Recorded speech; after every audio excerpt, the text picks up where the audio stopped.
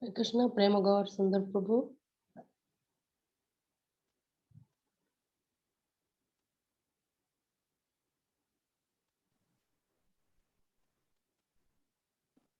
Haribol Prabhuji. Hare Krishna. Do we have a reading order, Prabhuji? No, because how do you know who's going to attend the class? Can we do now? Somebody may join afterwards then. They will be informed their numbers, no? We can inform them, no? The best This is to will do be open. alphabetical order.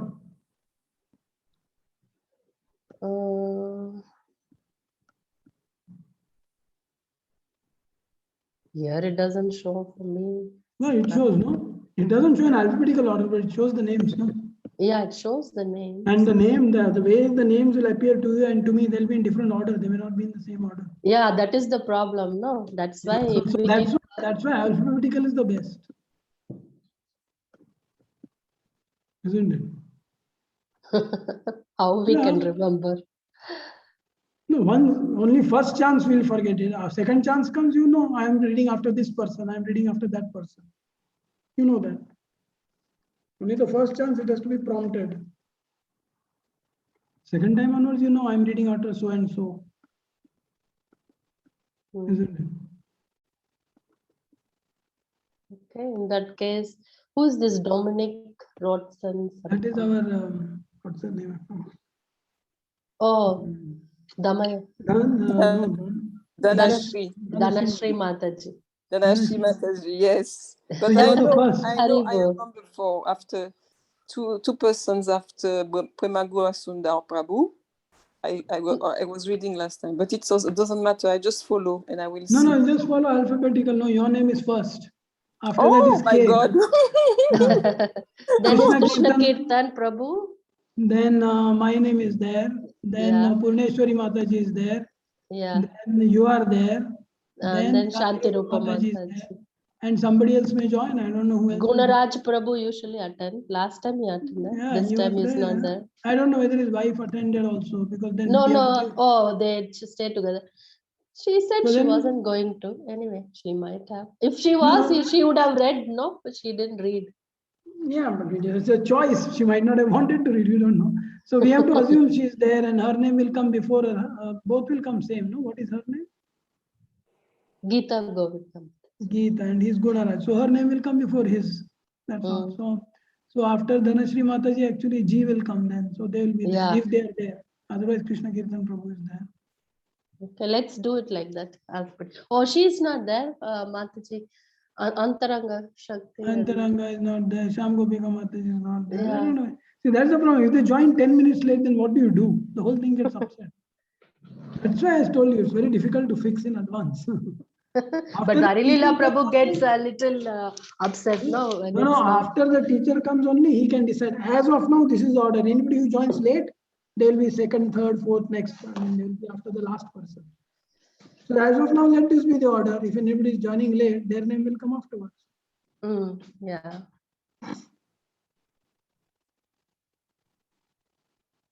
But he said he will tell Damodar Prabhu to do it. He might have told, I don't know. But how are we informed what he did or not did? I don't know. I will think Damodar Prabhu, I don't know. Anyway, let first Prabhuji come. After Prabhuji comes, we'll ask him, has Damodar Prabhu given any order? Because he was going to talk to Damodar Prabhu. If he says no, then we'll tell him Prabhuji, then we'll go by alphabetical order. We are not a big group actually. Totally 17 people registered, but only last time 13 attended.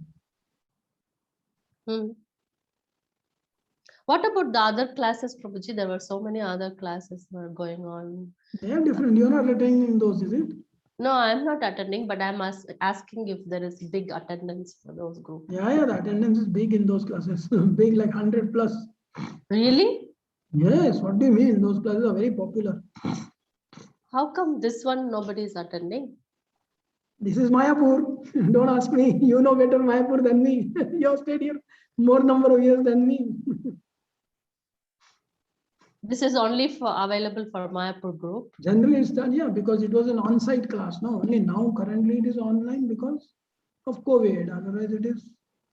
Why don't we do this also like online, like other classes? Then you will have more people of attendees, no?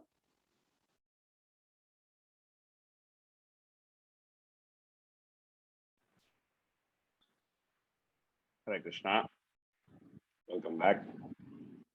Nigamakалпатарваргалитам phalam sukamakatam vata travasamritam kavata bhagavatam rasmalayam kavarasika madhubhavakaha narayanam namaskritya naram chaiva narottamam devim saraswatim vyasam tato jayamudiraye nashtaprayesha badreshu nityam bhagavata sevaya bhagavatyuttama shloke bhaktir bhavati neshtiki Om Namo Bhagavate Vasudevaya Om Namo Bhagavate Vasudevaya Om Namo Bhagavate Vasudevaya.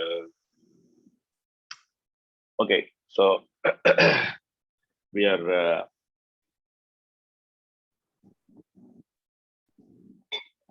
going to the fifth canto. We discussed the pastimes of Priyavrata in terms of accepting family life last week. So Brahma, he somehow came and then he convinced him. He told him that you have to accept family life. It's important. And in the process, we saw many lessons to be learned.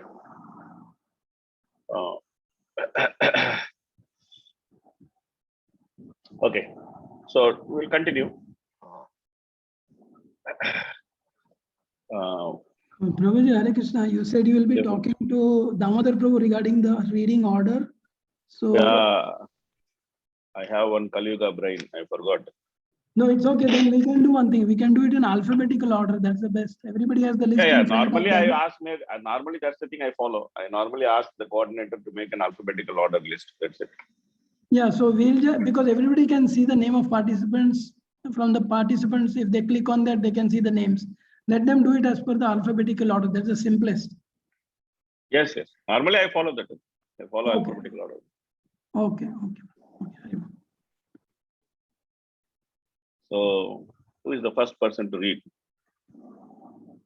Antaranga. It's done. Antaranga. Antaranga, okay.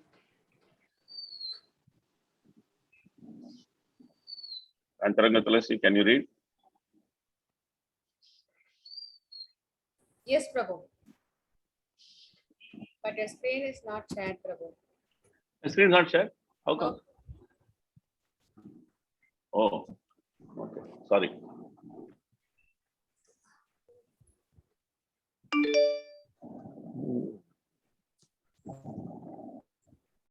Okay.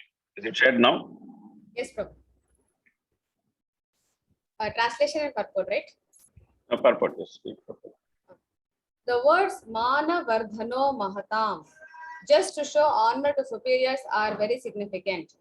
Although Maharaj Priyavrata was already a liberated person and had no attraction for material things, he engaged himself fully in governmental affairs just to show respect to Lord Brahma.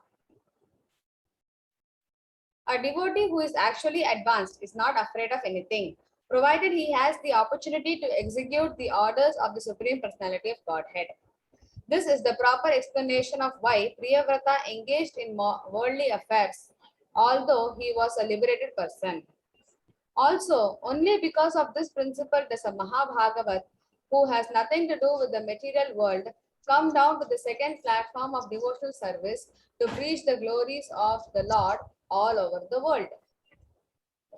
So, the question of Parishit Maharaj is finally answered in a proper way. Parishit Maharaj asked Sukadeva Goswami that since he's a liberated person, how did he get back into this well of material existence? What was his motivation? And why did he accept such a impossible proposal? All these different things was asked as question. And so the reply is given here. So, Manavardhano Mahata. So he simply wanted to keep the order of the superiors who are competent, great devotees. He wanted to keep their order. And he had the permission of the spiritual master. So, therefore, he did this extraordinary step of coming back into into family life from his practice of Naishika Brahmacharya. Of course, it should be noted that he was not a sannyasi, he was just a brahmachari. So, for a brahmachari to come into family life is not forbidden, even though that is not desirable, but it is not forbidden. So, therefore, he is coming back to family life, even though it is extraordinary, was not forbidden. So, that should be understood. And here, Prabhupada makes a very significant statement that he says the devotee is not afraid of anything. Narayana para sarvena putashchana vidyati sarga apavargana rakeshu apituriyartha darshanaha. This coming in, this reference is coming in 6th canto with reference to Chitraketu getting cursed by Parvati, and then not completely being, not being disturbed at all by the curse, and coming and talking to Parvati very, very nicely and pacifying her. So Parvati was a little bewildered because she had cursed Chitraketu, and she expected that Chitraketu will be completely flustered. So, and especially she gave him a very heavy curse. It's not a light curse. She gave him a heavy curse because he was the chief of Vidyadharas, and then she asked him to become a demon. It's not a simple thing to take demoniac body and then to not be appreciated by saintly people. It's not a very pleasant situation. But still, Chitraketu accepted without disturbance. Because devotees understand that everything has a reason. Everything, even though it may be externally disturbing, it may look as something which is very, very difficult. It has a reason. That's why Krishna is causing such things to happen. So devotees understand this fully. So therefore, they are undisturbed. And we see this quality of devotees throughout Srimad Bhagavatam from the very beginning, like Kunti Maharani is saying, Viparahattantu Sahas Saraswati. Parishit Maharaj, he is not disturbed by Kali, or he lets Kali do what Kali has to do. He's not envious of Kali. He gives Kali shelter, and later when he gets thirst, again he remains undisturbed and simply goes to hear Srimad Bhagavatam. So Prabhupada draws a very nice parallel here. He says that because of this principle only, Mahabhagavata, who has nothing to do with this material world, come down to the second platform of devotional service to preach the glories of the Lord.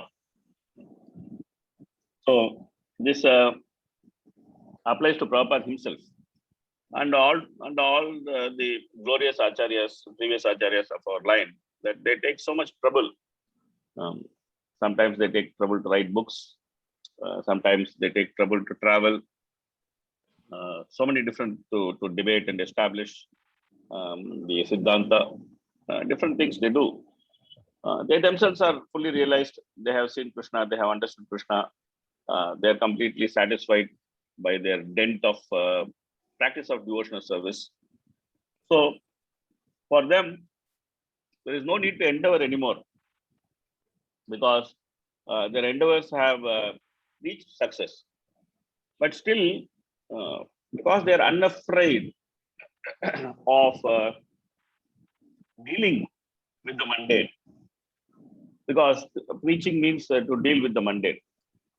To deal with the mundane, we have to deal with materialistic people. We have to deal with the different situations of the material world. Deal with opposing elements, various different things one has to deal with in the process of preaching. But they're not afraid because they're simply dependent on Krishna.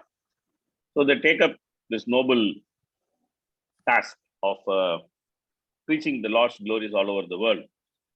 And naturally, because they are like that, then we get benefited because because of their dependence on Krishna, because of their fearlessness. Abhayam Sattva Samsuddhi, Krishna says in 16th chapter of Bhagavad Gita. So because of that quality, that very quality of Abhayam, fearlessness, they also give the charity of fearlessness to others. This is that's the greatest charity which can be given. Of course, you may remember that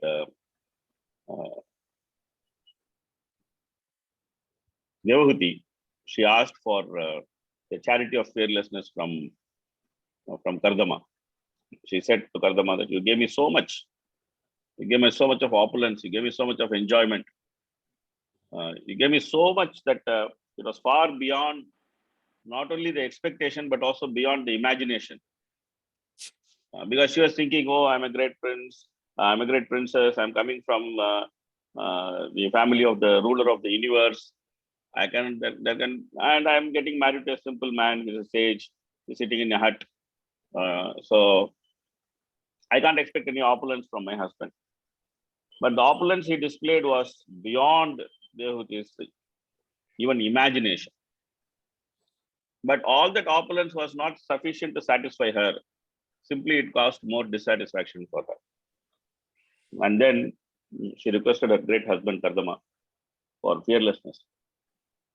So, great devotees, because they themselves are fearless, then they can give this charity of fearlessness to others. So that's their greatness. And for that reason, they take all risk. So he also took risk. He married Bhagismati. And then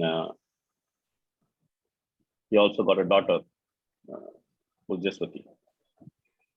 Prabhuji, can I Okay. ask a small question? Yes, Prabhu. Prabhuji, it is said second platform. So the first platform is being in the spiritual world, is it? No. First platform is Uttamadhikari. Generally, Uttamadhikari is understood that being as a Uttamadhikari, he cannot preach. Because Uttamadhikari by nature is humble. He thinks everybody is all right. He is the only one who is not all right. Okay. So if you think like that, then you cannot preach. Correct. Madhyamadhikari is able to discriminate between the four type of people. The devotee, the demon, the Supreme Lord, and those who are innocent. He is able to apply discrimination between them. Okay. So then he knows he has to be friendly with devotees, he has to preach to the innocent, and then he has to avoid the demoniac. But of course, when the Uttamadhikari comes down to Madhyamadhikari platform, he does not avoid the demoniac. That is only Madhyamadhikari who is a Madhyamadhikari, he has to avoid the demoniac. A Uttamadhikari who is a Madhyamadhikari, who comes to Madhyamadhikari platform, he doesn't avoid the demoniac. He is the right person to preach to the demoniac. He goes simply to the demoniac and preaches them, he makes them into devotees. Okay. That's what is mentioned. Thank you. Thank you.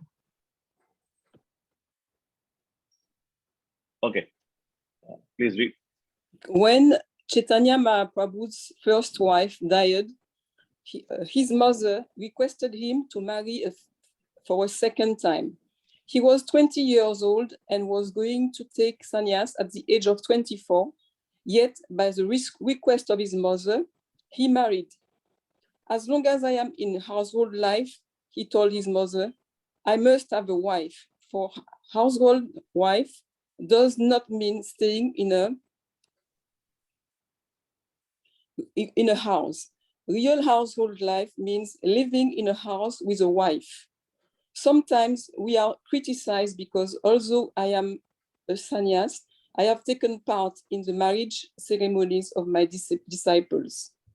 It must be explained, however, that since we have started a Krishna consciousness society, and since a human society must also have ideal marriages, to correctly establish an ideal society, we must take part in marrying some of its members, although we have taken to the path of renunciation. This may be astonishing to persons who are not very interested in establishing Deva Varnashrama, the transcendental system of 4 social orders and 4 spiritual orders. Srila Bhaktisiddhanta Sarasvati Thakur, however, wanted to re-establish Deva Varnashrama. It is this Deva Varnashrama that should be established all over the world to continue a perfect society for Krishna consciousness. This may be astonishing to foolish critics but it is one of the functions of Krishna consciousness, Krishna conscious society. So, Prabhupada brings 2 points which are important. So, first point which he brings is that the grahasthas or those who are not brahmacharis, they should be married. It's a very important point. Sometimes there's so much confusion about this particular point, that whether men who are not in brahmacharya ashram, whether they should get married or not. Definitely they should get married. Otherwise, they should simply surrender themselves to the ashram. So recently I was teaching to a set of people, and one of the questions which came up was that some of the boys defined that the rules and regulations of brahmacharya ashram is too much for them to follow. So they don't want to come and join the ashram. At the same time, they don't want to get married also. Then the question naturally which comes is that, okay, what do they want? Do they want to engage in illicit sex? That's what I asked them. But, so what do these boys want? They want to engage in illicit sex or what? Then they're a little shocked because I asked a question like that. No, they just want to remain brahmacharis outside the ashram. I said, how you can remain brahmachari outside the ashram? That means there is no understanding of brahmacharya. Brahmachari means you should be surrendered. You should be surrendered to guru. You should be surrendered to institution. Brahmachari has no freedom. This is brahmacharya. Brahmacharya means zero freedom. 100% surrender to guru. 100% surrender to the institution. He cannot have his own desire. He cannot say that I want to do like this, I want to do like that. The moment he has his own desire, then he has to get married, because then he will surrender to his wife and she will teach him. So, therefore, these things should be understood. That's what Prabhupada is talking about. One of the functions of Krishna conscious society is to establish Devi Varnashram. And people generally have difficulty in understanding the concept of Devi Varnashram itself, that what it means to implement Devi Varnashram. Of course, Varnashram cannot be taken out from the society. Society means Varnashram is always there. You cannot take it out. Because there are these classifications. But only thing, people living in those classifications, they may be untrained and ignorant, or they may be trained. That's the only difference. Like you can't take out the students. As long as human society exists, students will be there. Okay, a student may not know that he is supposed to be celibate, he is not supposed to think about women. He may simply think that student life is meant for running behind women. That is because he is not trained. So he is thinking student life, I have to go for dating, something like that. But the point is that student life is there. Same way, semblance of household life is there. Why I'm saying semblance of household life? Because in Kali Yuga, it is only becoming semblance. It's fast deteriorating. Because the institution of marriage is not clearly understood in Kali Yuga. That even among devotees, there's so much of misunderstanding that what marriage is meant for. People don't understand that marriage is simply meant for progeny. So marriage means progeny. There's no progeny, then there's no question of marriage. Why will you get married if you don't want to have children? The man should simply remain brahmachari. He should not spoil the life of a woman.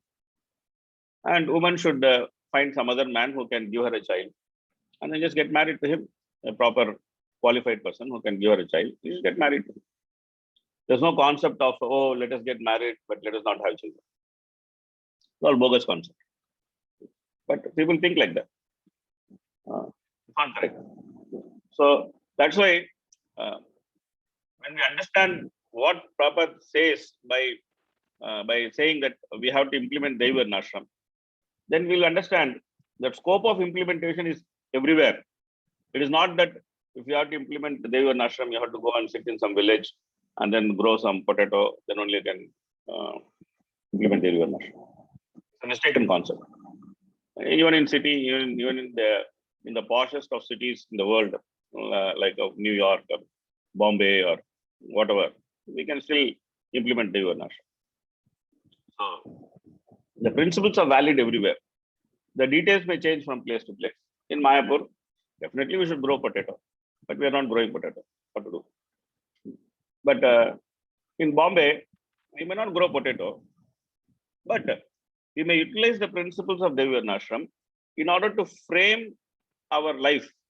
It's very important. If you want to remain brahmachari, you should go and surrender the temple. You should become ashram vasi and take the austerity of living in the ashram. If you don't want to live in the ashram, you can, then you have to simply get married. You cannot be like a separate class, like Brahmahasta. What is this class? Brahmahasta. Neither brahmachari nor grahasta. Cannot be like that. So, Prabhupada is saying Devi Varnashram needs to be implemented. Same way, grahastha. Whether you are living in Bombay, whether you are living in Mayapur, whether you are living in Timbuktu, grahastha means they have to give charity. Without giving charity, there is no grahastha life. Whatever charity they can give, small, big, medium, they should definitely give charity. Grahastha is not giving charity, that means he is not living grahastha life. He's fallen. He's fallen. So they should give charity. So these are all, this is what is called Devi Varnashram. Understand that what is the function of each ashram. Vanaprastha. Vanaprastha means austerity. You should take austerity. Without taking austerity, there is no Vanaprastha. We're thinking that, oh, I am Vanaprastha, but I'm enjoying life. It's mistaken. You're not supposed to enjoy life. Vanaprastha, the characteristic of Vanaprastha is austerity. The characteristic of sannyasa is fearlessness. Sannyasi means you should be fearless. That's the characteristic of sannyasi. You can't take out that characteristic from it. So these things has to be understood. And these things have to be utilized by proper training. That's called Devi Varnashram. And in order to do these things, one does not have to be in village or city or whatever it is. Of course, if one is in village, then the other details of living in village will apply.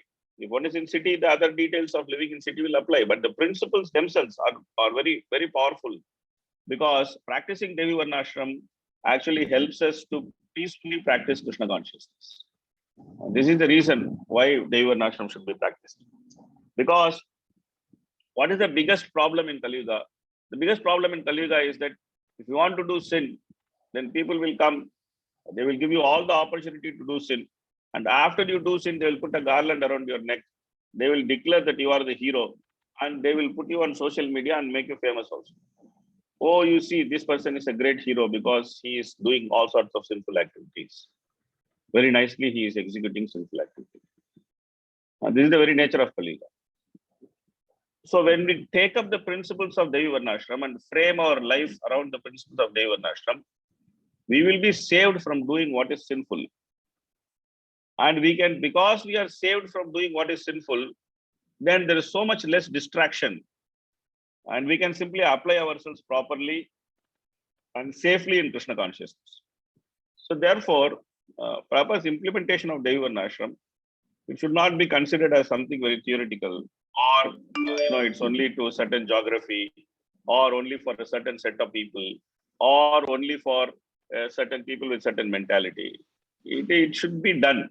It should be done, and everyone should understand the need for it, and everyone should try to follow it within their own life and help others to follow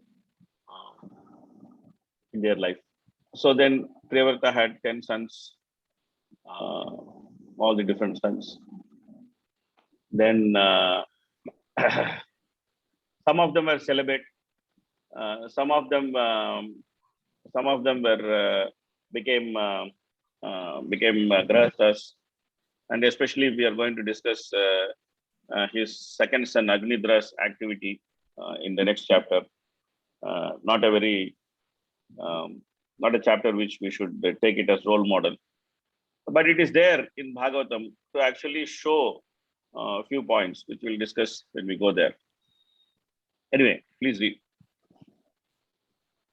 Hare Krishna, everybody. Dandavat pranams. All glorious Prabhupada. All glorious Prabhupada. Another significant word is Arba Bhavat, which means from very childhood. Another meaning is from being very affectionate to children. In other words, Paramahamsa life is dedicated for the benefit of others. Just as a father sacrifices many things out of affection for his son, great saintly persons sacrifice all kinds of bodily comforts for the benefit of human society. So they became Paramahamsas because of great compassion for the human society. And Prabhupada is discussing about the renunciation of the Goswamis and Mahaprabhu also in this such situation. That all of them took the renounced order of life because they wanted to do better for the society. Mahaprabhu was well situated. He had a very affectionate mother, and he had a very loving wife who was very sweet and very humble. And he had young age, and people actually loved him. The Vaishnavas adored him. His Sankirtan, he was roaring every night. Sankirtan was going on very nicely. But still Mahaprabhu left everything. And then he took sannyas. Simply because he saw that the Grahastha ashrama is not favorable for his the reason for his appearance. Whatever he came for, he wanted to establish the Sankirtana movement, came for that. And he saw that it's not helping to be a Grahastha in order to further the Sankirtan movement, the Yuga Dharma. So he gave up all the comforts, and then he took sannyas at the age of 24, young age. The sannyas lila is very nicely described in Chaitanya Bhagavatam. Very moving lila, that how he went to take sannyas. And anyway, Prabhupada also took sannyas.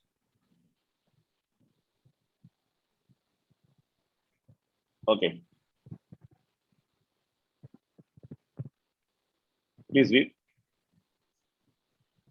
According to the Vedic system, when one accepts the renounced order, he stays outside his village in a cottage, and his necessities, especially his food, are supplied from home. This is called Kutichaka stage. When a sannyasi advances further, he no longer accepts anything from home. Instead, he collects his necessities, especially his food, from many places. This system is called Madhukari, which literally means the profession of the bumblebees. As bumblebees collect honey from many flowers, a little from each, so a sannyasi should beg from door to door, but not accept very much food from any particular house. He should collect a little bit from every house. This is called Bahudaka stage. When a sannyasi is still more experienced, he travels all over the world to preach the glories of Lord Vasudeva. He is then known as Parivrajaka. The sannyasi reaches the Paramahamsa stage when he finishes his preaching work and sits down in one place strictly for the sake of advancing in spiritual life. Of course, we can see this few stages in Raghunath Das Goswami's accepting renounced order. So Raghunath Das Goswami, he actually, initially when he came to Puri, then his father actually sent him money, and he also sent him on Brahmana to take care of him. And he also sent him money to feed him. Raghunath Das Goswami, of course, used the money to feed all the devotees, etc. But later, Raghunath Das Goswami thought that it is not appropriate. And then he asked the Brahmana to go back. And then he went and he started begging from begging from Simadwar. Like, because Raghunath Das Goswami was handed over to Swarup Damodar Prabhu for training. So Chaitanya Mahaprabhu used to inquire from Swarup Damodar Prabhu that what Raghunath Das Goswami is doing. So when Raghunath Das Goswami gave up his allowance from his father and then went to Simadwar to actually beg, then Mahaprabhu was pleased. Then after some time, then he could not, Mahaprabhu could not see Raghunath Das Goswami on the Simadwar. So he asked Swarup Damodar what happened, why he is not there, why he is not begging, how he is maintaining himself. Then Swarup Damodar Prabhu said that he thought this standing in front of Simadwar is like a profession of prostitutes. because whenever you see one person, you start thinking that how much this person will give. And then a person who gave charity the previous day, when you see, then the expectation increases. Oh, whether he will give more charity now, or less charity now, or no charity now, what he will do. So he said that this is profession of prostitutes. So then he went and then he started collecting the rice which is thrown. And then he started washing that rice and then he started having it. And Mahaprabhu, when he heard that, he was very, very pleased. And then he personally went to meet Raghunath Goswami. And he took rice and then he wanted to eat that rice. So generally, ISKCON sannyasis are considered as traveling preachers. Of course, because of COVID, they're not able to travel. Most of them are stuck in one place. But generally, they travel and preach in so many places. And Prabhupada taught us that that we should constantly engage in preaching, traveling, and serving the movement, rather than sitting in one place. He himself was a shining example. Till the last moment, he was actually dictating purports for Bhagavatam. And even though he was sick, when he got an invitation from London, he actually accepted that invitation and then he wanted to go. So Prabhupada taught us that it's very important to serve the movement. We should not take it very lightly. There's no need for us to sit in one place. But of course, it's also a bona fide system to sit in a place and then do some austerities.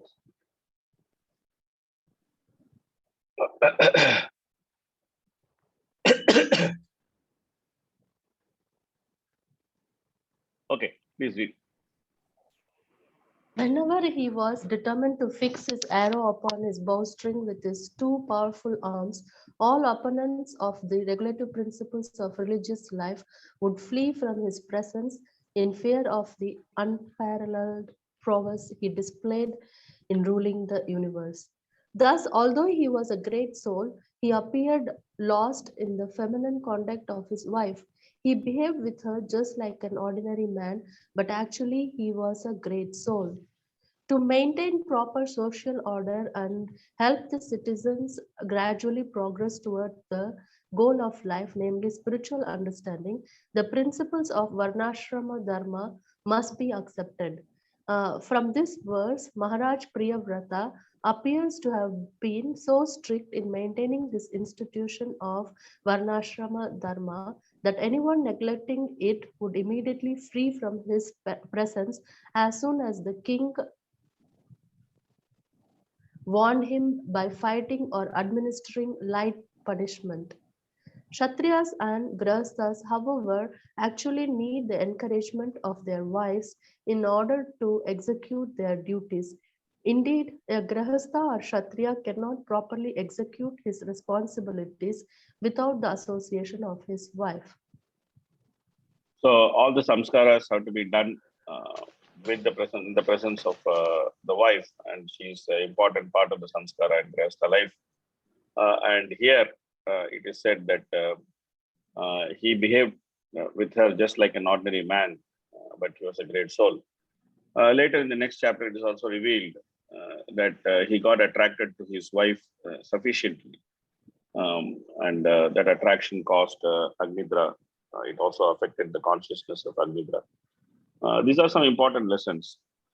So Priyavrata had this slight vasana or tendency for enjoyment.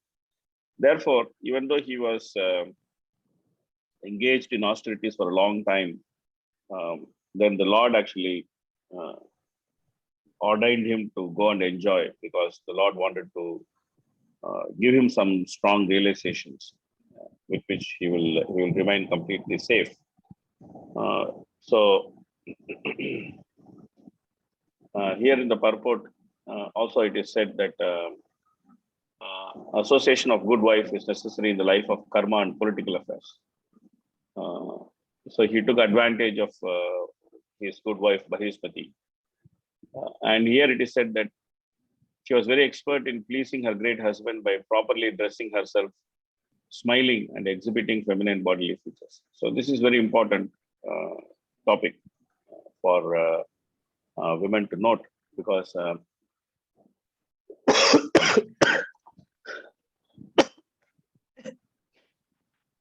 institution of marriage is also it also offers protection for the man and woman. It actually allows for a woman to be attracted to one man, and it allows for a man to be attracted to one woman.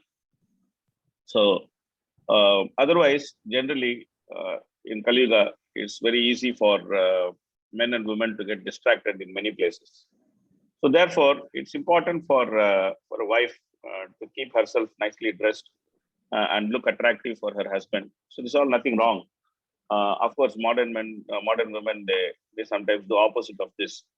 When they are in the house, they are very shabbily dressed and they don't look neat at all, and they don't decorate themselves nicely. But when they go out, then they dress very nicely, and they decorate themselves very nicely, and then they put so many type of decorations and makeup and all those things. So there's no understanding of how a woman should be or how a wife should be. She should look very attractive and beautiful for her husband, and she should look very respectable when she goes out. So when she goes out, she should dress in a manner which actually attracts respect. And when she's in the home, she should dress in a manner which attracts attention. So it should not be reversed. or there is that the woman is in the house and then she dresses herself in a way that causes disinterest of the husband. It's all not good. So it should be understood that how it should be. And that was practically demonstrated by Barismati. She was very attractive to her husband. And her husband also was sufficiently attracted to her. So that's the protection which is offered in the Grahastha ashram. The husband and wife, they actually protect each other from falling into Maya. They are not like Maya. They're not the wife is not Maya, or the husband is not Maya. They are simply protection against Maya. So that should be understood. And the facility of Grahastha ashram should be utilized. And generally, when the wife is sufficiently attractive to the husband, then their union also causes, Prabhupada says, the union causes male child, which is very desirable, that they can have male child. But when the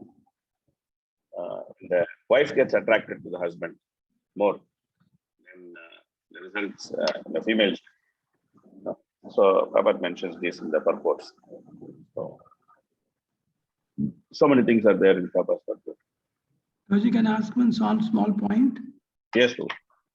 Prabhuji, we see here that in the translation it said he behaved with her just like an ordinary man, and in the purport also Prabhupada has written he behaved like a henpecked husband and therefore seemed to have lost his sense of human responsibility. So can we say that he still did not get attracted to her in such a way that he was over attached and he forgot his devotional life because of two reasons? One, he had very strong brahmacharya training. Second, he had the blessings of his spiritual master. Is this the reason he did not fall into that trap? Yeah, because he had previous training, the training at the right time came back to him. And also Narada Muni actually blessed him. He said that, okay, at the right time, you'll get fed up of all these things and then you'll come back. Of course, we'll see Priyavrata's regret in the coming verses in the end of the chapter. Yeah. So it is true that because he had nice training, at the right time, he was able to extricate himself rather than being a slave of sex life, which modern Kali Yuga men tend to be. So instead of that, he was able to extricate himself and then he was able to leave home at the right time again. It's true. That training actually helped. The training and blessing actually helped. Thank you, Prabhuji. Hare Krishna. Okay, please read. His activities demonstrate how powerful he became by worshipping the Supreme Personality of Godhead, Lord Krishna. Supreme Personality of Godhead. Lord Krishna is known as Yogeshwara, the master of all mystic arts. Devotional service is so powerful. When a devotee achieves what he wants to accomplish, it is not by his own mystic power, but by the grace of the master of mystic power, Lord Krishna. By his grace, a devotee can accomplish wonderful things unimaginable even to the most powerful scientists. According to modern astronomers, the sun is fixed in one place, surrounded by the solar system. But here we find that the sun is not stationary. It is rotating in a prescribed orbit. Modern materialistic scientists sometimes present themselves as knowing all the ingredients of the sun, yet they are unable to offer a second sun like Maharaj Priyavrata. For a Vaishnava never wants to supersede another Vaishnava. Srila Vishwanath Chakravarti Thakur remarks that in the month of April and May, the rays of Maharaj Priyavrata's brilliant sun were as pleasing as the rays of the moon. And in October and November, both morning and evening, that sun provided more warmth than the sunshine. In short, Maharaj Priyavrata was extremely powerful, and his actions extended his power in all directions. So Maharaja Priyavrata created an alternative sun, not because he wanted to compete with the sun, but because he was not very happy that there should be some darkness in some place. So therefore, he created the second sun. And the second sun, as Krishna Chakravarti has commented, that in summer it was mild, and in winter it was warm. So it was very pleasing to everybody. So Prabhupada actually also mentions that devotional service is so powerful. And also he mentions this important point that when a devotee achieves something, it's not it's by the power of the Lord. So therefore, as devotees, it's quite instructive for us because when we achieve something, we should not take credit for it. We should understand that the achievement is simply because we are able to act as an instrument of the Supreme Lord. We are able to act as an instrument of the spiritual master. If we start thinking that, oh, I have achieved by my austerity, by my determination, by my power, or by my hard work, then we are mistaken. We should not, this is only karmis thing like that. Prakriti kriyamanani gunai karmani sarvasaha ahankara vimudhatma kartaham iti marmate. So therefore, whatever we may achieve something big or something little, of course, we cannot achieve like Priyavrata, we cannot make a second sun. But whatever we are able to achieve, we should simply understand that that achievement is coming by the mercy of the spiritual master, is coming by the mercy of the Supreme Lord. And when that mercy is there, even an ordinary person can achieve great things. That in Kali Yuga, we are able to chant the holy name and follow four regulative principles. Is simply the mercy of the spiritual master and Krishna. Otherwise, it's so difficult in Kali Yuga to do these things. To chant the holy name is not so easy in Kali Yuga. It is not so easy to follow four regulative principles in Kali Yuga. Every opportunity is presented to break the regulative principle. And every opportunity of breaking the regulative principle is glorified in Kali Yuga. So therefore, we are in a very dangerous and precarious situation. But in this dangerous and precarious situation, if we are able to follow the vows of initiation for a long time, it is simply because Krishna is helping us to follow. So we should be grateful. We should always have the sense of gratitude to Krishna. Krishna, you are helping me to actually reach you. Without you, without your help, I will never be able to reach you. So that gratitude should be there in the practice of devotional service. We should not take these things for granted. That okay, I am chanting the holy name. I am reading the scripture. I am following four regulative principles. All these things are happening. Okay, nothing great is all happening. No, we should understand that these are all extraordinary things, and we do not have the qualification to follow such vows, especially in Kali Yuga. And that we are able to follow is simply Krishna's mercy, and that we should always appreciate. Always appreciate. Of course, Prabhupada also makes some comments on the modern understanding of astronomy and Vedic understanding of astronomy. That modern understanding of astronomy. We are generally taught that the sun is fixed and all the planets are going around it. But in Vedic astronomy, it's not like that. It's understood that sun is going around. So Prabhupada also points out that. Prabhu, I have one question. Yes. We can see that Priyavrata, he made a second son using his chariot. I wanted to know, like, why did he do this? In the sense that it was the laws of nature, which is in turn the law of Krishna, that the sun rotates like this, and half the time the one part of the world is in darkness, half the time other part gets a light. And also winter has to be cold and summer has to be hot. So these are the laws of nature. So why did, and it was happening like this before Priyavrata and after Priyavrata also. So why did he suddenly make this decision like this too? Because he thought that this is all inconveniencing his subjects. He was very compassionate to his subjects. He thought this all inconveniencing his subjects.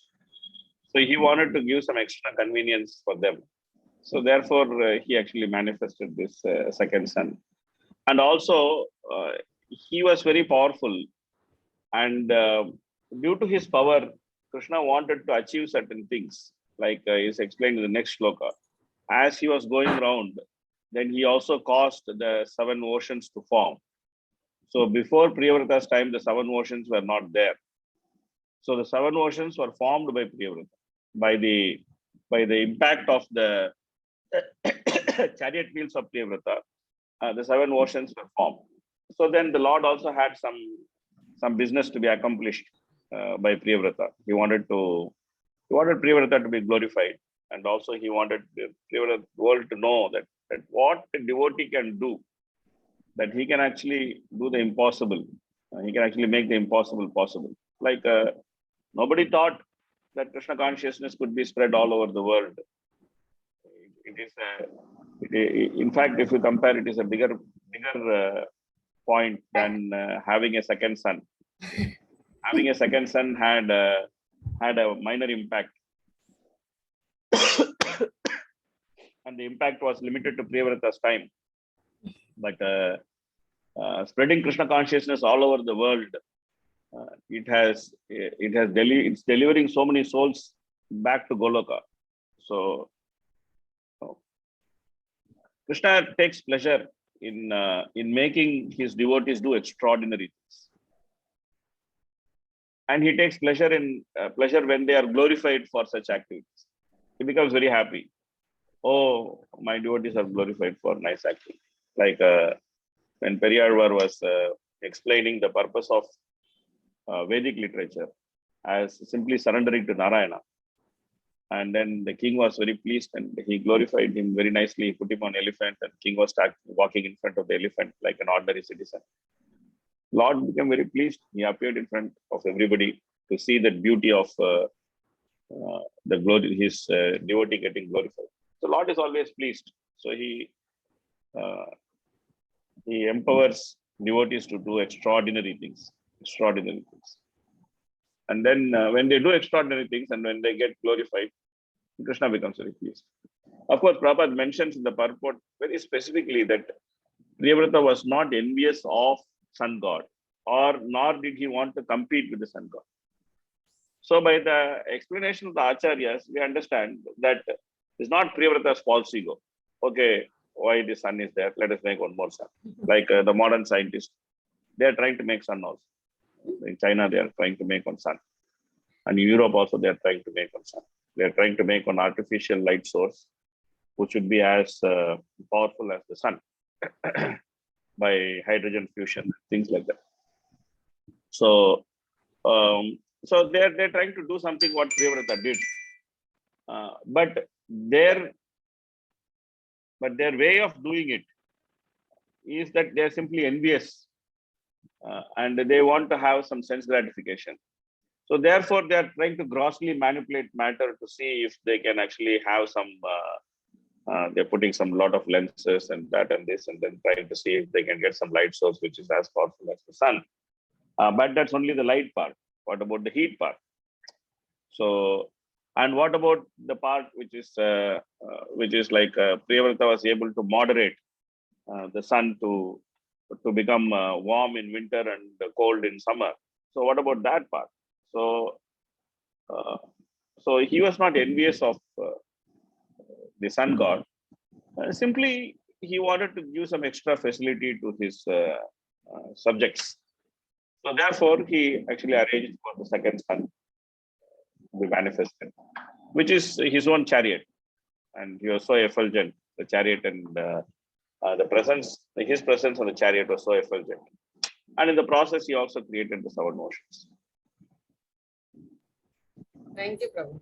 The question came because generally when we see this kind of incidents, when some king wants to reverse the laws of nature or something, it is generally demoniac. Like Hiranyakashipu, somebody, Ravana, wanted to build a staircase to heaven, or sometimes kind of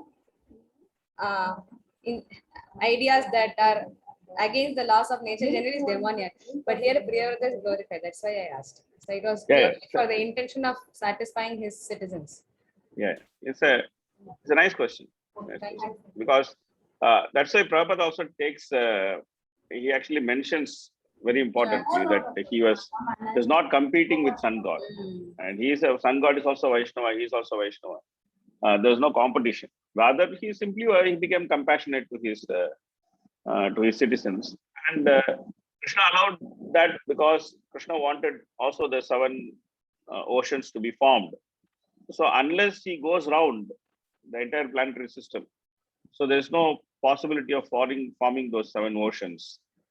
So naturally, that was also accomplished. So 2 tasks was accomplished at the same time. Thank you.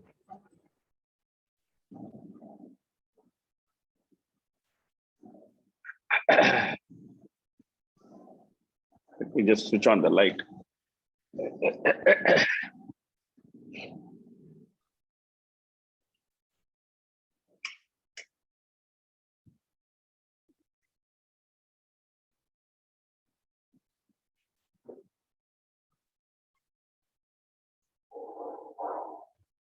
Do not have one more sun, at least we can have 1 or 2 lights.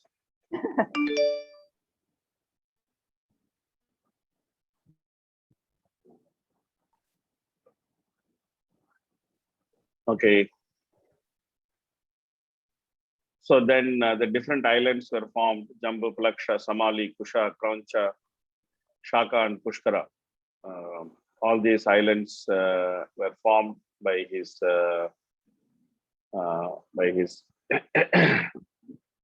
chariot wheels. And then the oceans were also formed: the saltwater ocean, the sugarcane juice ocean, the liquor ocean, clarified butter ocean, milk ocean, yogurt ocean, and sweet drinking water ocean. All these different oceans were formed. And he actually gave his islands to his sons, Nidra, Vidmajiva, Yagyabanu, and others. So they all became kings by the order of their father. So Urjaswati was also married to Sukracharya. So that is his daughter.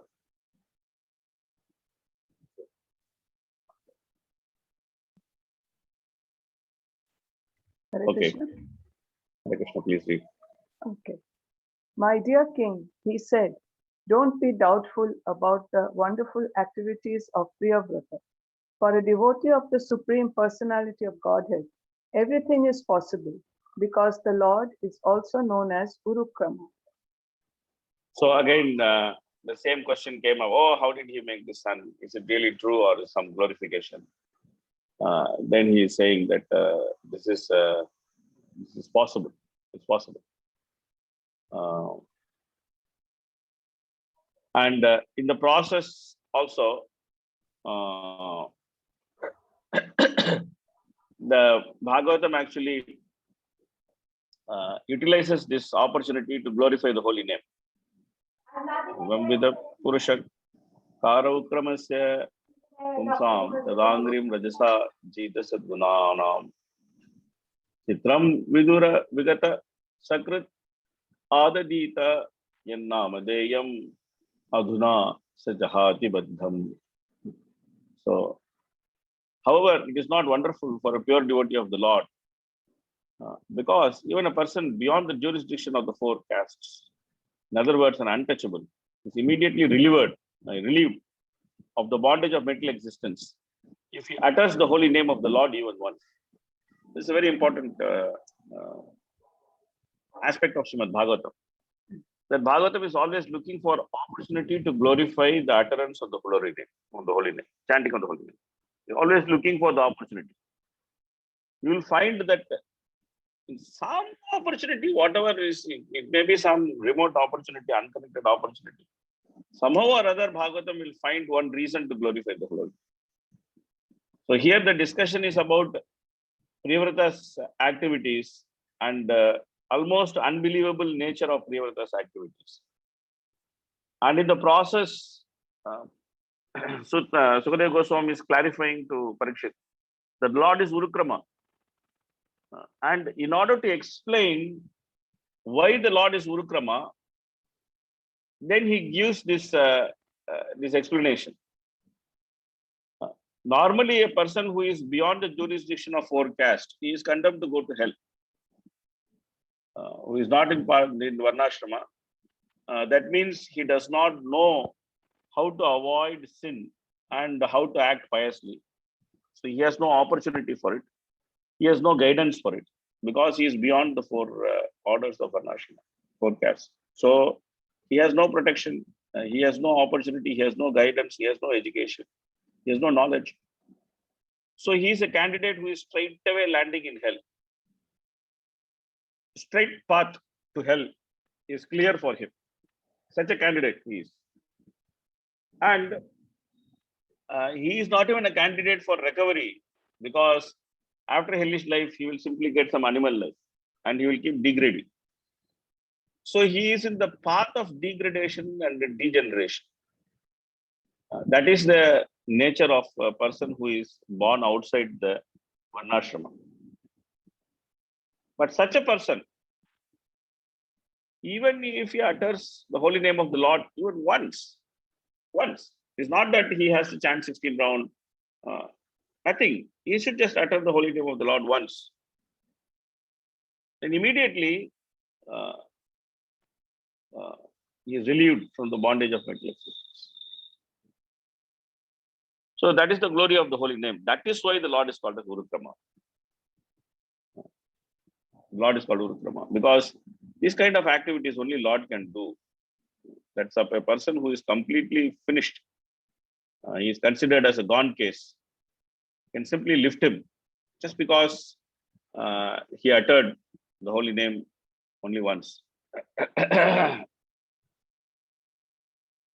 So therefore, because the Lord has this power, Kirat of Nandra Pulinda, Pulkasa Abhirasumba Yavana Kashadaya, Epishu Papayon, Apashraya Ashraya, Sujyanti Tasmai Prabhavishnave Namaha. It's very powerful. It's Prabhavishnu. It's very powerful. Sujyanti Tasmai Prabhavishnave Namaha. So the holy name is nice, glorified. Yeah. And Bhagavatam always uses these opportunities, such opportunities. In all sorts of places, Bhagavatam glorifies the holy name. Because Bhagavatam is meant to establish the process for the Kali Yuga, the Yuga Dharma for the Kali Yuga. In the beginning, it was asked that where Dharma has taken shelter, Dharma kam sharanam gataha, that where did Dharma go and take shelter? So the reply which was given was that the darkness of Kali Yuga has been removed by the rising sun of Srimad Bhagavatam, and the Dharma and Jnana has simply taken shelter of Srimad Bhagavatam. So therefore, naturally, Bhagavatam wants to shine the light on the Yuga Dharma, which is chanting of the holy name. So Bhagavatam always utilizes the opportunity to glorify the holy name. In even a little opportunity is available to glorify the holy name. Bhagavatam immediately utilizes that opportunity to glorify the holy name. So that we understand the importance of chanting the holy name. Okay, please read. Since the Supreme Lord is all-powerful, he can do things that seem wonderful for a common man. Similarly, a devotee who has taken shelter at the lotus feet of the Lord can also do wonderful things unimaginable to a common man by the grace of the dust of those lotus feet. Because of the material body, every living entity in material existence is always disturbed by Shadguna, the six waves: hunger, thirst, lamentation, illusion, invalidity, and death. Furthermore, another Shadguna are the mind and five sense organs. Not to speak of a sanctified devotee, even a Chandala, an outcast who is untouchable, is immediately freed from material bondage if he utters the holy name of the Lord even once. Sometimes caste Brahmanas argue that unless one changes his body, he cannot be accepted as a Brahmana. For since the present body is obtained as a result of past actions, one who has in the past acted as a Brahmana takes birth in a Brahmana family. Therefore, they contend, without such a Brahmanical body, one cannot be accepted as a Brahmana. Herein it is said, however, that even Vidura Vigata, a Chandala, a fifth class untouchable, is freed if he utters the holy name even once. Although sometimes we cannot see the gross body changing, chanting the holy name of the Supreme Lord immediately changes the subtle body, and because the subtle body changes, the living entity is immediately freed from material bondage. After all, changes of the gross body are conducted by the subtle body. After the destruction of the gross body, the subtle body takes the living entity from his present gross body to another. In the subtle body, the mind is predominant, and therefore, if one's mind is always absorbed in remembering the activities of the lotus feet of the Lord, he is to be understood to have already changed his present body and become purified. So Prabhupada gives a very elaborate explanation, very important explanation, that how it is possible for a fifth class untouchable to be delivered, even if he utters the holy name even once. So Prabhupada takes up this conventional argument that karma is there and karma causes a certain birth, and it is also accepted that karma is the cause of birth, or the situation which comes with the birth, Janma, Aishwarya, Shuta, and Shri, is simply result of karma. So therefore, the prarabdha should be respected. That's what they argue. But there is enough evidence in the scripture to say that bhakti can actually destroy the prarabdha. So then the second argument generally which is taken up is that if bhakti can destroy the prarabdha, then the person should not actually live, because after all, prarabdha means the body and the reactions of the body, actions and reactions of the body. So if bhakti destroys prarabdha, then the person should die. You take initiation, then immediately you die, because bhakti is prarabdha is finished. So today, 100 people initiated, then 100 people dead. It cannot be like that.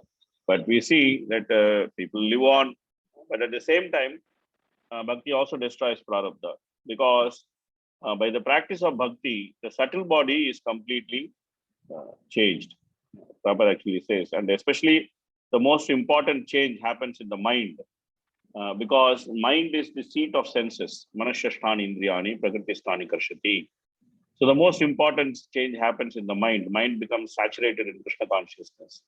So therefore, the the senses, they simply become like snakes whose poisonous fangs have been removed, because mind is completely saturated in Krishna consciousness.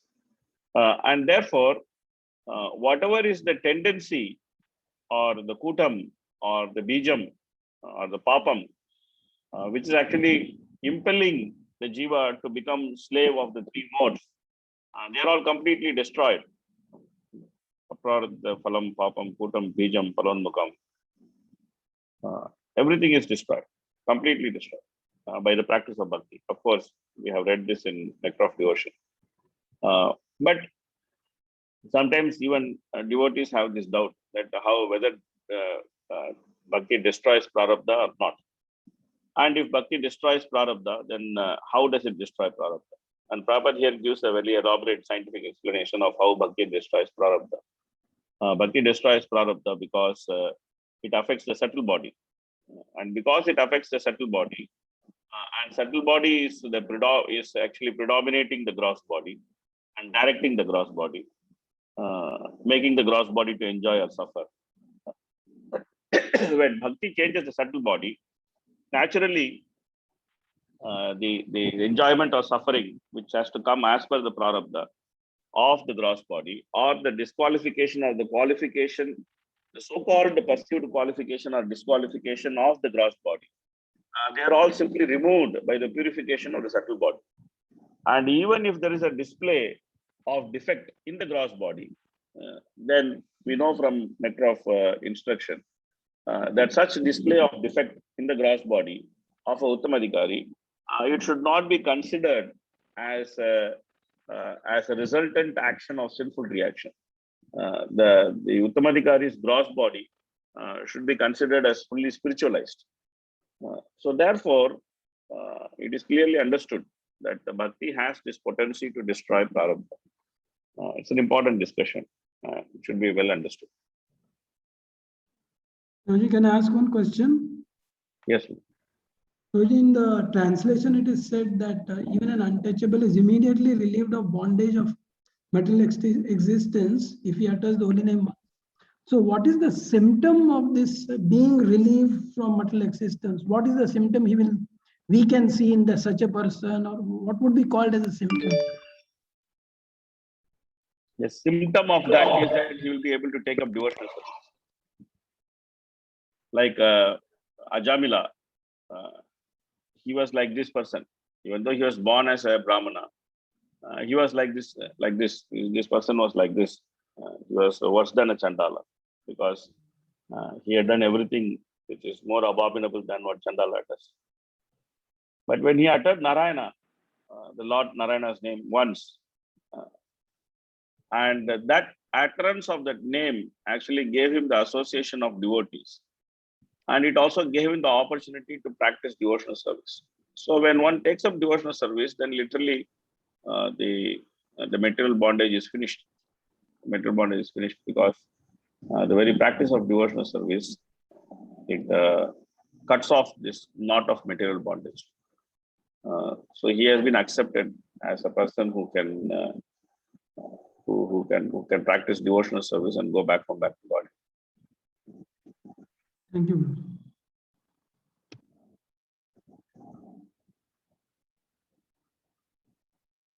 Okay, please read. Thus his mind now became restless. If one falls down, therefore his progress might be checked for a certain time, but it will again become manifest at an opportune moment. Although Priyavata Maharaja was serving according to the instruction of Narada Muni, meant for going back home, back to Godhead, he returned to material affairs at the request of his father. In due course of time, however, his consciousness for serving Krishna awakened by the grace of his spiritual master Narada. This actually happened in the life of Priyavata. He is a most glorious example of this truth. In due course of time, he no longer wanted to enjoy his material opulences and his wife, kingdom, and sons. Instead, he wanted to renounce them all. By immediately offering obeisances, dandavat, unto the spiritual master, and by strictly following his directions, the student becomes advanced. It is not that Maharaj Priyavrata was freed from material influence because he possessed all material opulences.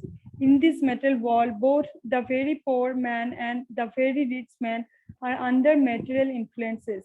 For both wealth and poverty are creations of the modes of material nature. So here, it is explained that how his mind became restless. So this is significant. It has a connection with the next chapter or with the coming chapters. This restlessness of the mind of different types, and what can pacify a restless mind. So this has connection with the coming chapters. Of course, when we go to the chapter, we'll discuss the connection also. And here Prabhupada actually mentions, clarifies that one may argue, oh, Priyavrata, it is very easy for him to give up all the material opulence and material world because he enjoyed it for such a long time. So therefore, it has become stale for him. So naturally, he gave it up. But I'm very poor man. I have not created one more son. I don't have such a big chariot. Even if I become powerful like Priyavrata and I don't have beautiful wife like Barhispati, who is so nice and who is satisfying him in every respect. But I have a very bad wife. She is always chastising me. So one may argue like that. So Prabhupada actually deals with that argument. Prabhupada says that it's not because that one is able to, he became disgusted with material enjoyment because he enjoyed it nicely. Because already it is said in the Bhagavad Gita, we already read the very nature of lust. Avritam jnanam etena dharino nitya vairina kama rupena kaunteya duspurena naranena cha. That by pouring ghee into fire, one cannot satisfy the fire. It will simply increase the intensity of the fire. So simply by practicing sense gratification, one cannot get fed up of sense gratification. So that whole argument doesn't hold water. And Prabhupada also mentions that poverty or opulence, both of them are simply effects of material nature. They are simply some consequences of material nature. I know one of my friends who was very, very poor, and I also know him when he became very rich. So when he was very poor, he was always hankering for wealth. And then eventually he struggled hard. He had good karma. He earned a lot of money, and he became very rich. And now sometimes he says that being rich is not good because he was supposed to come to Mayapur for my son's wedding. I had called him, why don't you come to Mayapur for my son's wedding? So he said, yes, he will come. I booked ticket for him and everything I did. He was very happy. But then later when the second wave of COVID came, he was the first one to cancel the ticket. And but he was little shy to talk to me. He's quite close to me. So he was little shy to talk to me because he canceled the ticket. And he was looking forward so much for the trip. And he was planning for such a long time. But he canceled the trip. So later when I went to South India, now I met him and then I asked him, hey, why you cancel? He said, what to do? There's nobody there for me, for my family. I'm the only person there in the family. And if something happens to me, then my family cannot be taken care of. My children will be left unprotected. I told him, you're a very rich man. Why are you worried? He said, oh, that's the cause of worry. That I have so much money. That's the cause of worry. That I have money, but I don't have people who can actually protect me, who can take care of my family. So it's not that if you're rich, then you can get detached. Or if you're poor, it is very difficult for you to get detached. As long as the enjoying mentality is there, it's very difficult to get detached. Whether rich or poor is all some detailing. It's the same thing. It's simply cause of attachment. It's simply consequence of material reactions. So here the renunciation which manifested in Priyavrata's heart, it should be understood as coming from his previous practice of Krishna consciousness and the blessings of Narad Muni. That's what Prabhupada actually points out, that a person becomes advanced simply by paying obeisance to the spiritual master very strictly. And Priyavrata was following this daily. So we are also singing SST Sandhyan Vande Guru Shri Charana. But we should pay obeisance to spiritual master. We should pay obeisance to Prabhupada every day. So that by strictly paying such obeisances, then we can beg for their mercy to advance in Krishna consciousness. So it's a very important point. It's not like because he had a lot of money, so that's why he got fed up of. Sometimes the example is given that you pour too much ghee into fire, then the fire actually goes. It's not like that.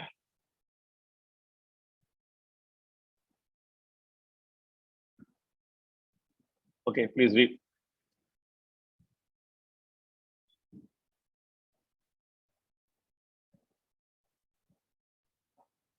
Who is reading? Maharaj Priyavrata acted very wonderfully in the material field of activities, but because he was dealing in sense gratification, ruling his kingdom and dancing to the indications of his beautiful wife, he personally condemned himself. When we think about this example of Maharaj Priyavrata, we can just consider how degraded is the modern civilization of materialistic advancement. Modern so-called scientists and other materialists are very satisfied because they can construct great bridges, roads, and machines. But such activities are nothing comparable to those of Maharaj Priyavrata. If Maharaj could condemn himself in spite of his wonderful activities, how condemned are we? How condemned we are in our so-called advancement of material civilization. From a spiritual point of view, a great kingdom, a beautiful wife, and wonderful material activities are all impediments to spiritual advancement. Maharaj Priyavrata had served the great sage Narada sincerely. Therefore, even though he had accepted material opulences, he could not be deviated from his own task. Generally, when people are powerful or when they have a beautiful wife, beautiful home, and material popularity, they become more and more entangled. Priyavrata Maharaj, however, having been completely trained by the great sage Narada, revived his Krishna consciousness in spite of all impediments. So this is the importance of training. Maharaj Priyavrata was thinking, just see how I have become like a dancing monkey in the hands of my wife. Because of this, I am condemned. Yes, thinking like that. Even though he acted very wonderfully. And Prabhupada actually points out this very important things that these things are considered as impediment. That having a nice family situation or beautiful home or material popularity. These are all considered as impediment. Kunti Manan is also saying, Janmaishwa Vishitashibir, Yedamana Madapuman, Naivarhit Adibhat, Vidhatum by Kwam, Akinchana Gochara. And in the purport, Prabhupada says that they are unable to chant the holy name with feelings. They may chant for formality. Hare Krishna, Krishna Krishna, Hare Ram, Ram, Ram, Ram, Hare. But if we are attached to Janma, Aishwarya, Shuddha, and Sri, great birth, or opulence, or fame, or some strength, or beauty, etc., then we will not be able to be attracted to the process of chanting the holy name because we think that we are all right. Today morning, I was actually giving a class, and in the class, one person was asking that how to remain calm when we face great danger, when great danger comes, how to remain calm. So I told her that the most unfortunate thing is that we don't realize that we are already in great danger. That's the most unfortunate. We think that great danger has to come. But the greatest danger has already come. That the spirit soul has accepted material body. The spirit soul should not have accepted material body. But he has accepted material body. That's the greatest danger. All dangers are only consequence of that danger of spirit soul accepting material body. So the greatest danger is that spirit soul accepting material body. That should always be understood, that we are in a dangerous position as long as we are having this material body we are in a dangerous position. This is the greatest danger which can happen to the spirit soul, and the danger has already happened. So that we should be aware that we are in a very precarious and dangerous position. And we should try to save ourselves from that precarious and dangerous position by practicing devotional service. Not that some new dangerous position will come and then we should think how to be calm while being in the dangerous position.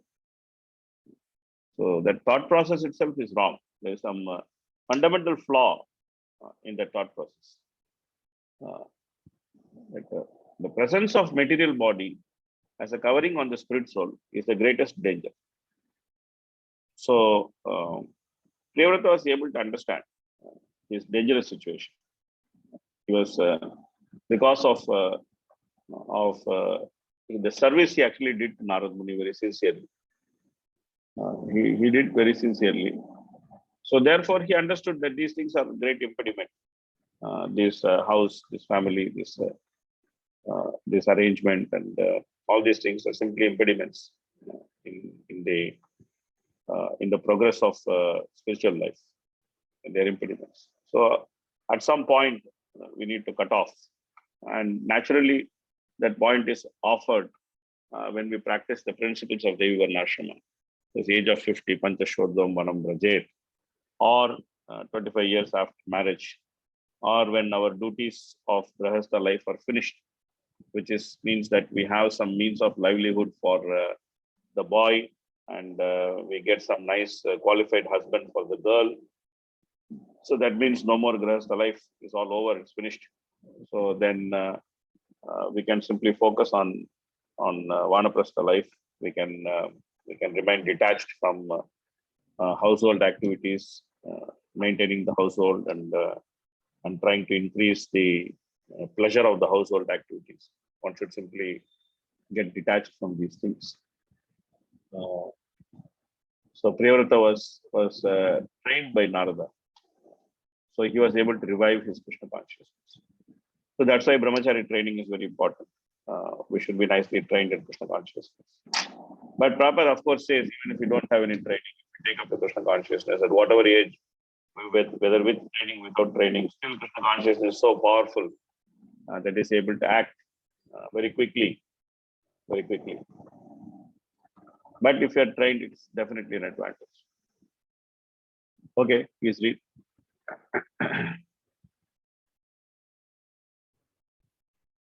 So please share the screen.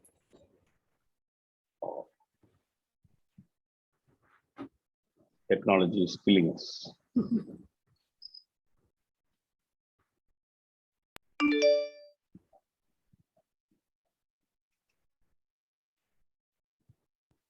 Okay. He gave up everything, including his wife, with whom he had enjoyed so much sense gratification, and his great and opulent kingdom, and he completely renounced all attachment. Thus, he was able to return to the path of Krishna consciousness, spiritual life, and resume the position he had attained by the grace of great Saint Narada. Our hearts are meant for the pastimes of the Supreme Personality of Godhead.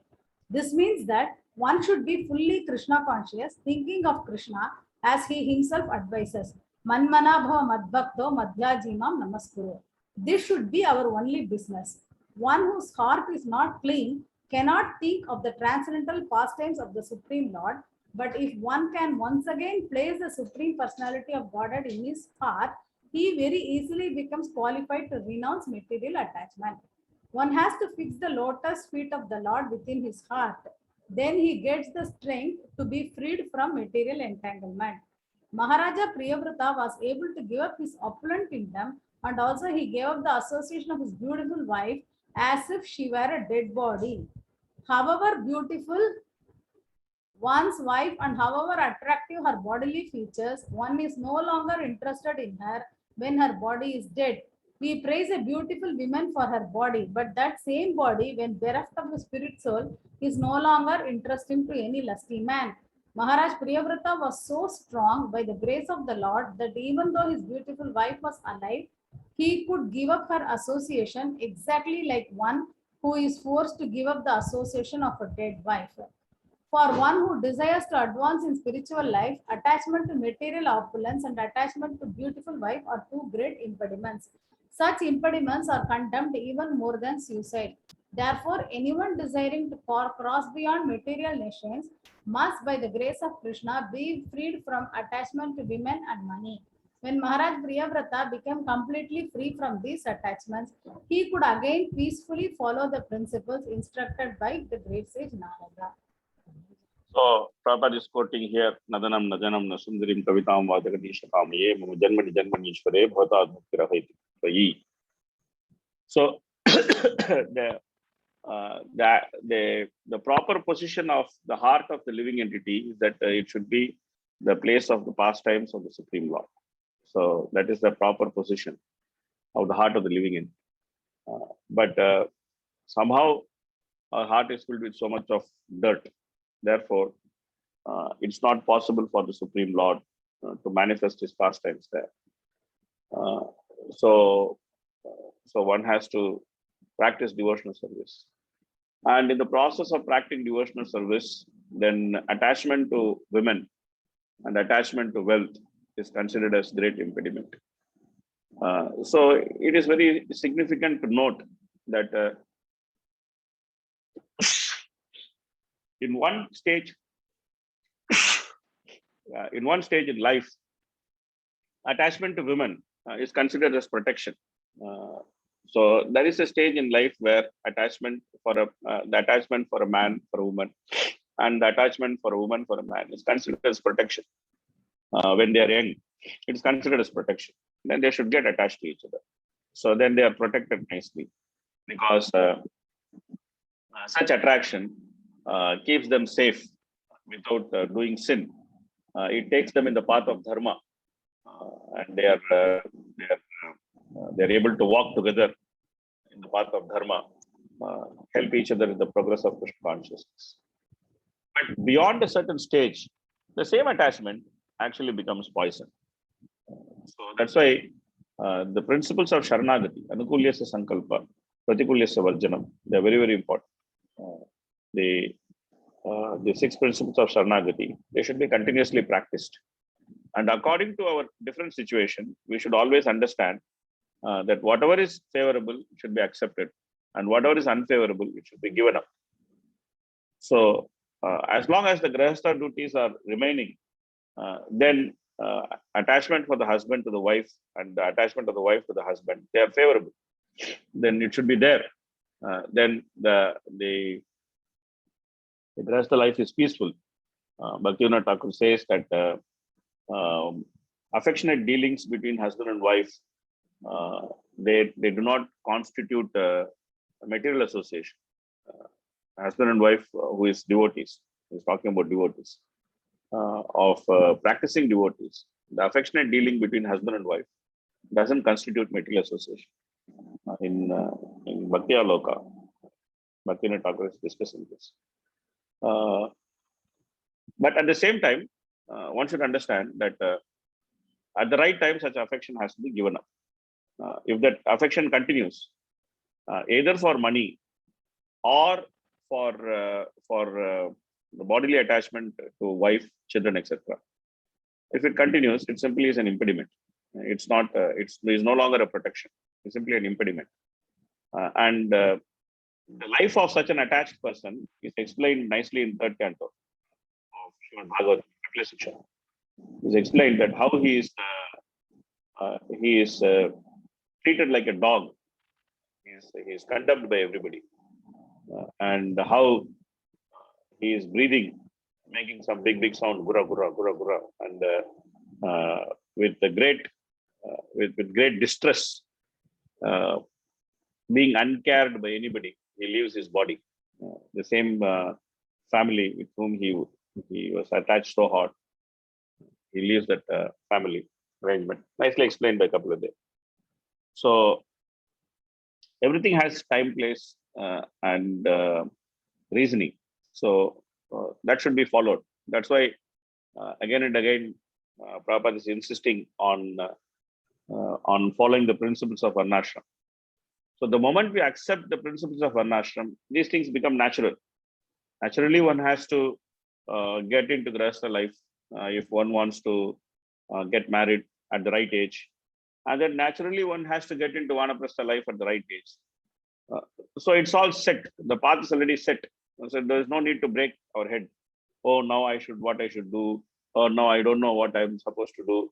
Now what is the thing? Now, okay, my wife died. Now what I should do? Or, oh, my husband died. What I should do? So there's no confusion, because following Varnashram means everything is set. The line is already drawn. We just need to walk. The path is already made. We just need to walk in the path. That's it. So that's the reason why Prabhupada keeps saying that we should be careful to follow the principles of Varnashram.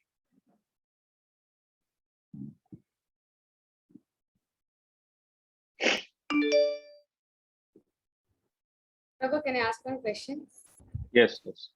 Prabhu, in text 29, we saw that though he was attached to his wife, but still the translation mentioned he behaved with her just like an ordinary man, but actually he was a great soul.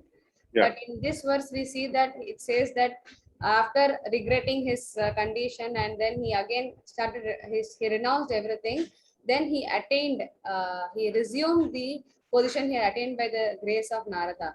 So at that time, we understand that even though he was enjoying with his wife and he was a great king, but still he did not fall from his position. He was still the same pure devotee as he was when he agreed, following Brahma's instructions, he agreed to become a king.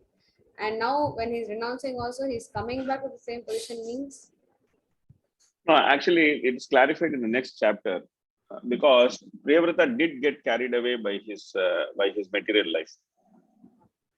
For a moment, he lost himself. So that is explained in the next chapter when it is discussed about Agnidra. It's described in the next chapter.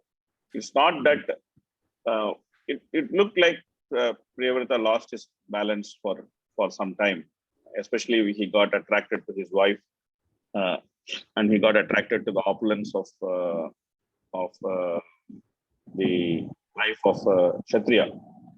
But the point is that he was so great and he was so well cultured that even this apparent step down from his position doesn't actually diminish his greatness. It's just apparent, and it doesn't diminish his greatness. And that's one point. The second point is about training. And the third point is about being in mode of goodness, because all these things are connected. Because a person who is a devotee, especially who is a mature devotee, he is in transcendent position. And if he is trained to be in mode of goodness, then if he steps down accidentally from his transcendental position, he will simply step down to mode of goodness.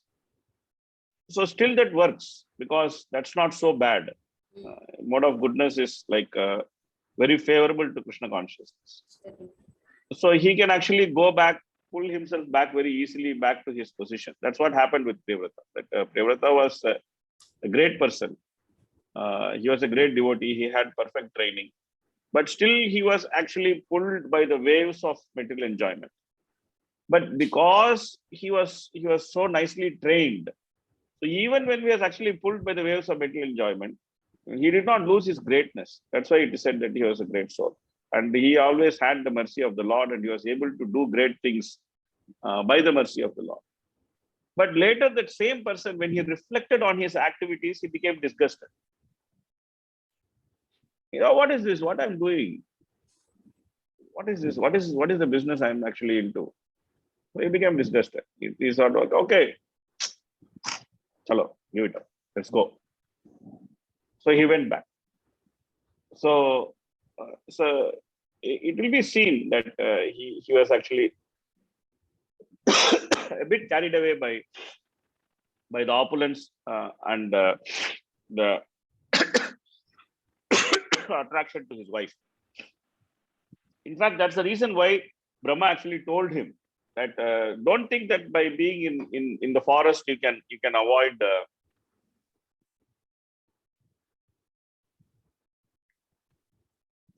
the allurement of sense gratification. So Krishna is actually giving you some proper way to go through the sense gratification, which is hiding in your heart. Without pretense, you accept it. That's what Brahma actually told him. So Brahma's point was that, okay, you are doing very nicely, you are getting good training, but there is something there in your heart. Lord is actually showing you in order to just go through it, to expend it. God is showing the way to expend it. So naturally, you'll be protected. As you go through it, naturally, you'll be protected. So that's the assurance Brahma gave him. And also Narada told him, you will come back. So the Lord actually ordained Priyavrata to go through material enjoyment because he himself had that desire for material enjoyment. So the Lord being the super soul, he actually knows what is there in the heart of everybody. So he understood Priyavrata's situation. So he actually gave the opportunity to Priyavrata to go through whatever he had to go through. And naturally, Priyavrata, because he was nicely trained and he was properly situated for a long time, whatever happened was just a temporary thing. And then he simply went back to his normal original position. So he did get carried away, and that will be explained in the next chapter. Okay, thank you. Roji, one small point. Yes, In sir. case of Kardama Muni also, can we say that something similar happened? The Lord knew that there is some desire in him and... Kardama, at least my understanding of reading of Bhagavatam doesn't seem like that. Kardama doesn't seem like, because when Brahma actually speaks to Kardama, after Kardama actually, there are 2 points which actually goes, which are very strongly need to consider in case of Kardama. So first point which need to consider in case of Kardama was that Kardama, after the daughters were born, he simply told Devahuti, I am going. Even though Kardama himself knew that the Supreme Personality of Godhead would actually appear as his son. And Brahma had actually promised Devahuti that the Lord would appear as your son. He knew all these things, and he knew that his wife also knew all these things. But he just simply said that, okay, you wanted enjoyment, I gave you enjoyment, let me just leave. He was ready to leave. So that's one point. And even before that, when Kardama finished his austerities, and then he saw Devahuti had served him very nicely, Kardama actually told Devahuti that I can actually give you transcendental realizations. Even though you're not qualified to receive it, I can give you transcendental realizations. Kardama actually offered her that. But Devahuti said that, and he very specifically told her that the realizations which I can grant you will actually give you fearlessness. But Devahuti chose the path of sense gratification which causes fear and lamentation. And Kardama specifically warned her that don't choose that path, because Kardama actually knew what Devahuti wanted. So he actually told her that I will show you the path which is free of lamentation and fear. But Devahuti had a desire which is different from what Kardama wanted to give her. So therefore, Kardama actually took her through that path. What Kardama was not prepared for was that he was not prepared for the display of the power of his yogic strength. Kardama himself was surprised that he could actually create such a city by his yogic strength, by his yogic power, by his mystic power, he could actually create such a city. And he completely satisfied Devahuti in her desire for sense gratification. And as he had told Devahuti, Devahuti experienced fear and lamentation. And when she experienced fear and lamentation, then he stayed with her and instructed her in devotional service, engaged her in austerity for a long time, prepared her to actually receive the Supreme Personality of Godhead. And then he actually gave her, gave her the opportunity to hold the Supreme Personality of Godhead in her womb. And then when the Lord was actually born, when Kapiladeva appeared, Kardama simply finished off his family duties and then he just wanted to leave. because there was somebody competent to take care of his wife. So he just wanted to leave. And when Brahma appears and speaks to Kardama at that time, you actually come to know that Kardama originally wanted to marry simply because Brahma ordered him to marry. Kardama himself was not interested in marriage. Even though he presented to the Supreme Lord that I am one useless guy, I know that I am not supposed to ask for sense gratification, but I am so useless, I am so fallen that I am asking you for a wife. So even though he presented himself like a person who is desiring to have sense gratification, but later we come to know that Kardama's impetus to marry was not his own impetus. He simply wanted to follow the order of Brahma. And then he got, the Lord actually chose his wife. So if he thought, okay, if I am going to follow order of Brahma, and if I am meant to please the Lord by my activity of getting married, why not ask the Lord itself to find a wife for me? So he actually asked the Lord to find a wife for him. And then when the Lord found wife for him, he simply engaged in austerity and tried to give her love of Godhead. That lady was not ready to accept. So he said, okay, you want sense gratification, take sense gratification and suffer, my dear woman. So when she saw that she is suffering, she is very intelligent, very intelligent. She is extremely intelligent woman. When she saw that she is suffering, she immediately took advantage of her husband's association. And immediately he was ready to give her association at that level by which she could actually become qualified to get the Supreme Lord as her son. So that's completely different from Priyavrata's situation. So this Priyavrata thing, what you mentioned, it's not mentioned in the purport. So is it mentioned in Acharya's commentaries or something like that? Which one? That he had a small desire for sense enjoyment. We will see next chapter. It is there.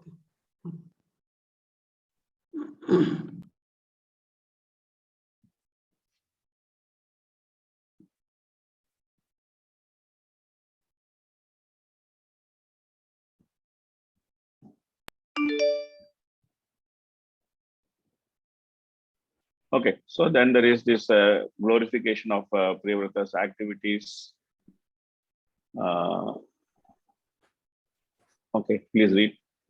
The modern idea of nationhood has gradually developed from the divisions made by Maharaj Priyavrata. So Priyavrata was the father of modern idea of nationhood. Okay, please read. A devotee, however, knows that they are all material and consequently he is not at all interested in them. One must have a superior taste in spiritual life. Then he can give up material opulence. Maharaj Priyavrata had already tasted spiritual bliss and therefore he had no interest in any of the material achievements available in lower, higher or middle planetary systems. Of course, he created wonderful planetary systems with excellent living conditions, which you will see in the later part of fifth canto. There will be descriptions of all these 7 dvipas which are actually created by Priyavrata. So they all have excellent living conditions, but Priyavrata himself was not attracted in any of them. He was simply attracted in devotional service. So that brings us to the chapter number 2, which is activities of Maharaj Agnidra. So Agnidra is the son of Priyavrata, and then Agnidra is very unique because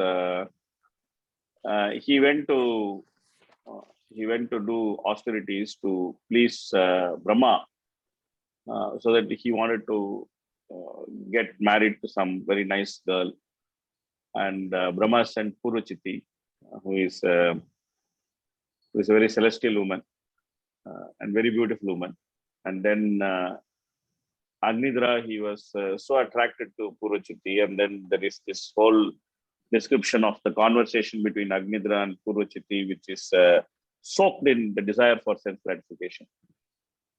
And then he had many sons, and in the end, instead of going back to Godhead, because his senses were unsatisfied. He was always thinking of Purvachitti. So he simply ended up in the same celestial planet where she was born. So this chapter acts as a strict warning to all of us that that we should not simply get distracted from the path of devotional service. If we get distracted and if we get attracted to the worldliness, then we may actually lose. We may be some great personality. We may do great things, but we will simply lose the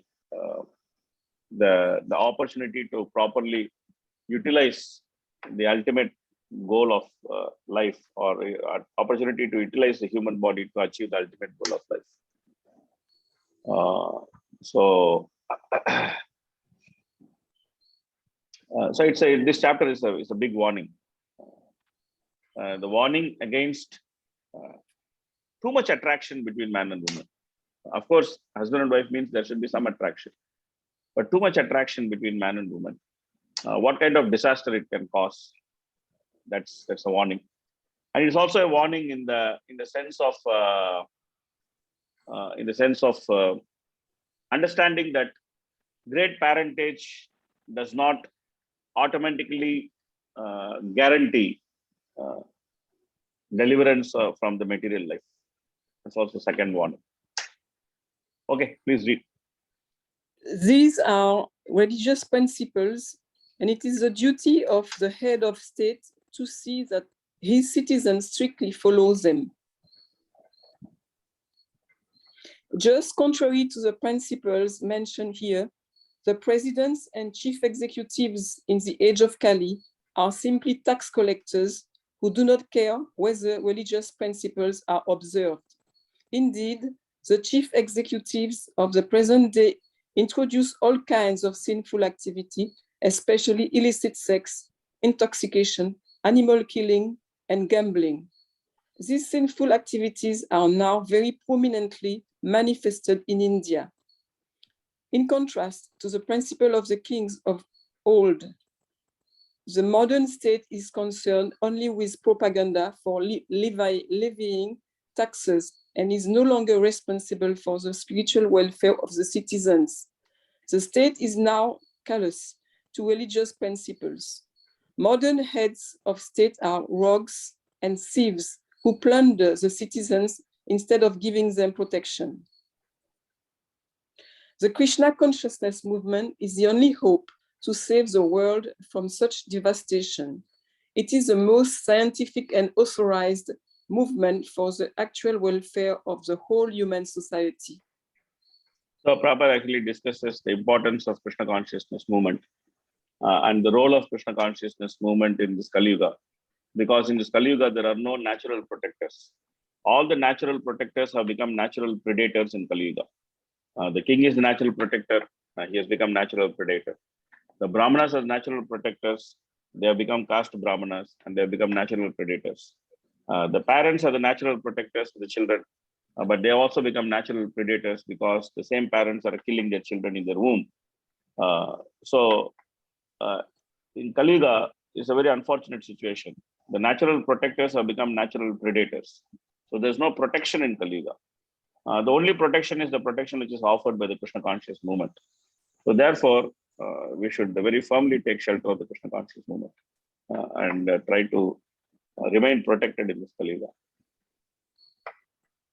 So desiring to get a perfect son and become an inhabitant of Pitraloka. He wanted to become inhabitant of Pitraloka.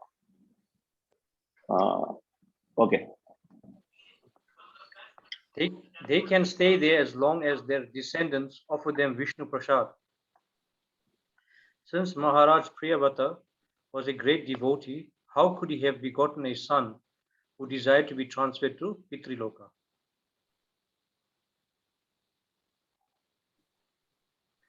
In answer to this, Goswami Giridhar, one of the Bhagavatam commentators, remarked that Agnidra was born when Maharaj Priyavata was infatuated by lusty desires. This may be accepted as a fact because sons are begotten with different mentalities according to the time of their conception. According to the Vedic system, therefore, before a child is conceived, the Garbhadana Samskar is performed. This ceremony molds the mentality of the father in such a way that when he plants his seed in the womb of his wife, he will beget a child whose mind will be completely saturated with a devotional attitude. Especially in the age of Kali, there are no Garbhadan ceremonies. Everyone enjoys sex with his wife like a cat or dog. Therefore, according to Shastric injunctions, almost all the people of this age belong to the Shudra category.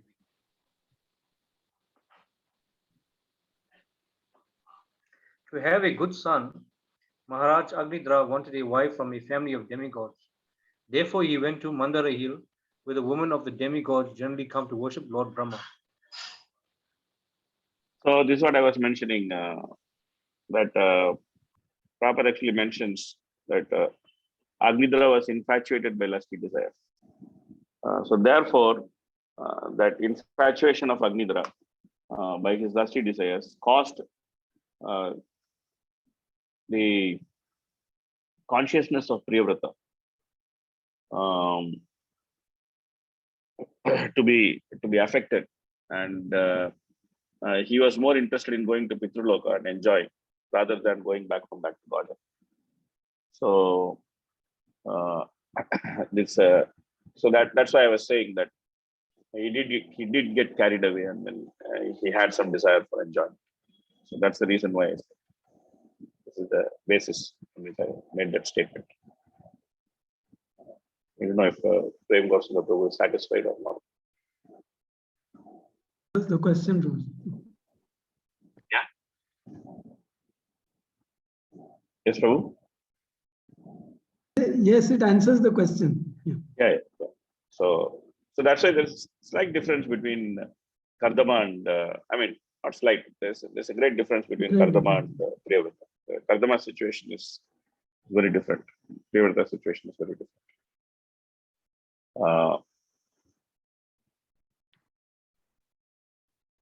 So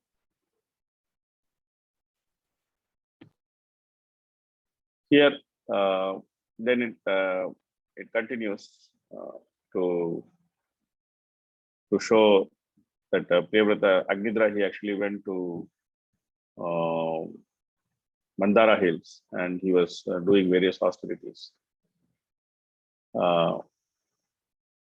And Brahma actually understood that